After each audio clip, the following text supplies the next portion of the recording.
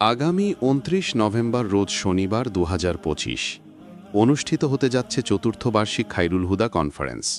এবারের মূল প্রতিপাদ্য বিষয় জুলুম মুক্ত অর্থনীতি, ইসলামী অর্থনীতি। অনুষ্ঠানে সভাপতিত্ব করবেন তাফসিরুল কুরআন ফাউন্ডেশনের চেয়ারম্যান শাইখ ড. মোহাম্মদ ইমাম হোসাইন হাফিজাহুল্লাহ। আলোচনা করবেন শাইখ ড. আবু বকর মোহাম্মদ জাকারিয়া হাফিজাহুল্লাহ, পিএইচডি, মদিনা ইসলামী বিশ্ববিদ্যালয়। বিষয় ভারসাম্যপূর্ণ ও ইনসাফ ভিত্তিক অর্থনীতি, ইসলামী অর্থনীতি। শাইখ ড. মোহাম্মদ ইমাম হোসাইন হাফিজাহুল্লাহ, পিএইচডি, ইসলামী বিশ্ববিদ্যালয়, কুষ্টিয়া। বিষয় ইসলামী ব্যাংকিং পদ্ধতিতে শরিয়া নীতিমালা। শাইখ আব্দুল আলিম ইবনে কাউসার মাদানী হাফিজাহুল্লাহ, প্রিন্সিপাল আল জামিয়া আস সালাফিয়া, নারায়ণগঞ্জ। বিষয় অর্থনীতিতে সুদের ভয়াবহতা।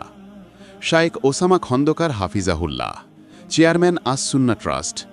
বিষয় ইসলামী অর্থনীতিতে হালাল উপার্জনের গুরুত্ব।